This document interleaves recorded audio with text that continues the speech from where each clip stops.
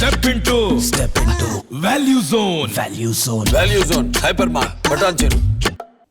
ఏపీలో అసెంబ్లీతో పాటు లోక్సభ ఎన్నికల వేడి మొదలైంది. అన్ని రాజకీయ పార్టీలు అభ్యర్థుల్ని ఎంపిక చేసుకునే పనిలో బిజీగా ఉన్నారు. అలకలు, బుజ్జగింపులు, రాజీనామాలు, సవాళ్లు, ప్రతి సవాళ్లతో కథన రంగానికి కాలు దూతున్నారు ఏపీ రాజకీయ నాయకులు. ఇందుకు మరింత ఊతం ఇచ్చేలా ఏపీలో పార్లమెంట్తో పాటు అసెంబ్లీ ఎన్నికల నిర్వహణకు సంబంధించిన ప్రక్రియను ప్రారంభించింది కేంద్ర ఎన్నికల సంఘం. ఇప్పటికే సిఎస్ జవహర్ రెడ్డి ఉన్నతాధికారులతో సమావేశం నిర్వహించారు. అయితే ఇంకా కొద్ది రోజులు పర్యటనలు చేసి ఇంకొందరిని సంప్రదించి షెడ్యూల్ను విడుదల చేస్తామని ప్రకటించింది ఈసీ. ఈ క్రమంలోనే ఏపీలో ఎన్నికలు మొదటి దశలోనే ముగించేలా ప్రణాళికలు రూపొందిస్తోంది.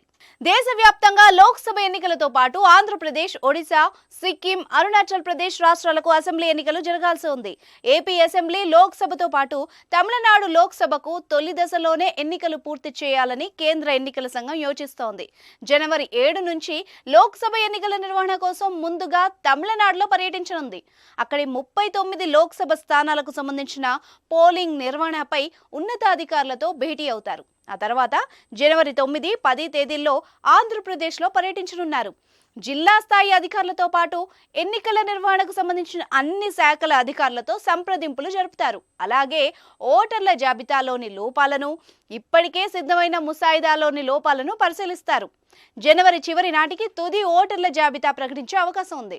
దీంతో పాటు ఏపీలోని 175 అసెంబ్లీ, 25 పార్లమెంట్ స్థానాలకు గతంలో నిర్వహించినట్టుగా తొలి దశలోనే ఎన్నికలు నిర్వహించేందుకు కసరత్తు చేస్తోంది. 2019లో ఏప్రిల్ 11న ప్రారంభమైన ఎన్నికల ప్రక్రియ మే 19తో ముగిసింది. ఇందులో దేశవ్యాప్తంగా లోక్సభ, పలు రాష్ట్రాల్లో అసెంబ్లీ ఎన్నికలు జరిగినట్టు తెలిపింది ఎన్నికల సంఘం. ఈసారి దేశవ్యాప్తంగా జరిగే లోక్సభ ఎన్నికలను 6 లేదా 7 విడతల్లో నిర్వహించాలని భావిస్తోంది. అందుకు అనుగుణంగా కార్యాచరణ రూపొందించి ముందుకు సాగుతోంది.